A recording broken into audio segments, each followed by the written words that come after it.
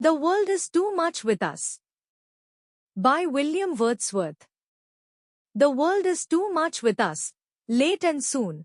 दुनिया हम पर बहुत ज्यादा हावी हो गई है, चाहे वो गुजरा वक्त हो या आने वाला। Too much with us बहुत ज्यादा करीब, इतना कि दबाव बन रहा है। Late and soon पहले भी और अब भी, हर दौर में। Explanation, कवि कहता है कि इंसान हर वक्त दुनियावी चीजों में इतना उलझा हुआ है कि कुदरत से उसका रिश्ता टूट चुका है, न पहले उसने सीखा, न अब सीख रहा है। Getting and spending, we lay waste our powers, हम कमाने और खर्च करने में अपनी सारी ताकतें बर्बाद कर देते हैं। Getting कमाना, हासिल करना। Spending खर्च करना। Lay waste बर्बाद करना। Explanation, हम सिर्फ माली फायदे और चीजों के पीछे दौड़ रहे हैं, लेकिन इस चक्कर में अपनी रूहानी और मानसिक शक्तियां जाया कर रहे हैं। Little we see in nature that is ours, हमें कुदरत में कुछ भी अपना नहीं लगता। Little बहुत कम। Nature कुदरत, प्रकृति। Explanation, हमारा ध्यान अब कुदरत की सुंदरता पर नहीं जाता, हम उसमें अपनी कोई कद्र या रिश्ता महसूस नहीं करते। We have given our hearts away, a sordid bone.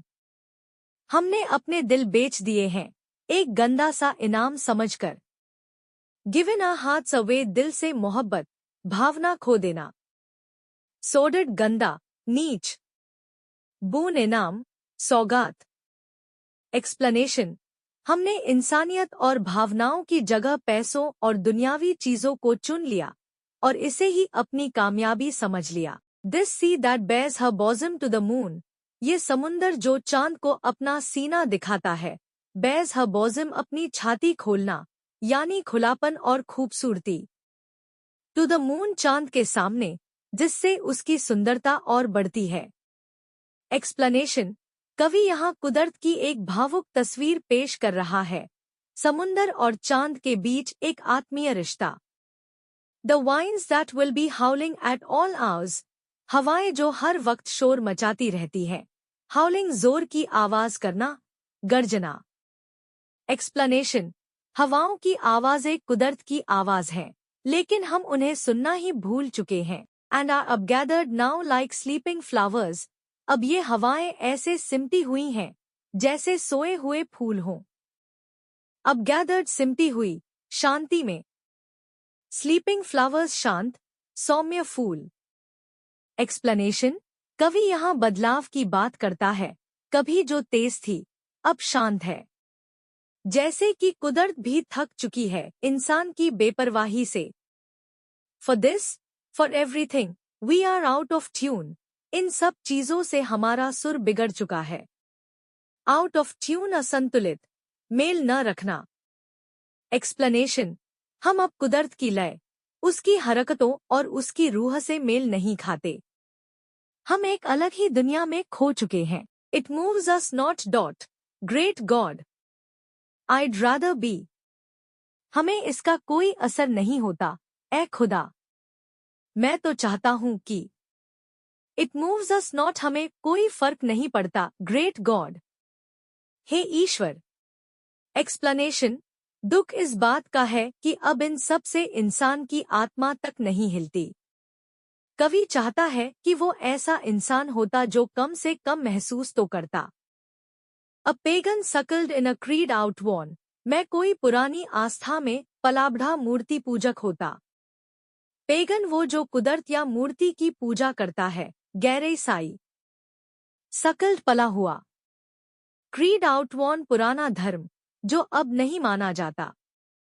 Explanation, कवि कहता है कि मैं तो उस पुराने ज़माने का इंसान बनना पसंद करता जो कुदरत से गहरा रिश्ता रखता था, भले ही लोग उसे मूर्ख समझते हों।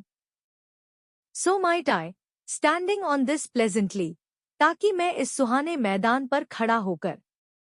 Pleasantly हरियाली से भरा मैदान। Explanation, अगर मैं वो होता, तो मैं इस खूबसूरत धरती को महसूस कर सकता, देख सकता। Have glimpses that would make me less forlorn, ऐसे नज़ारे देख पाता जो मेरी तन्हाई को कम कर देते। Glimpses झलकियाँ, दृश्य, forlorn उदास, तन्हा एक्सप्लेनेशन, कुदरत की झलके इंसान के दिल को तसल्ली देती है, मगर अब वो रिश्ता टूट गया है। Have sight of Proteus rising from the sea, मैं देख पाता समुंदर से उभरते हुए प्रोटियस को। प्रोटियस ग्रीक समुद्री देवता जो रूप बदल सकते थे। एक्सप्लेनेशन, कवि चाह रहा है कि वो सब देख और महसूस कर सके जो पुराने समय में लोग महसूस करते थे, देवताओं और प्रकृति का रिश्ता। और here old Triton blow his Wraith horn, या सुन पाता बूढ़े ट्राइटन को जो अपनी घुमावदार सींग फूंकता है। ट्राइटन समुंदर का देवता, ग्रीक पौराणिक कथा में। रेथ हॉर्न सांप जैसी मुड़ी हुई सींग जो वो फूंकता है। एक्सप्लेनेशन, ये कल्पनाएं दर्शाती हैं कि कवि को कुदरत की ताकतों से जुड़ने की तलब है, वो उस जुड़ाव को तरस रहा है।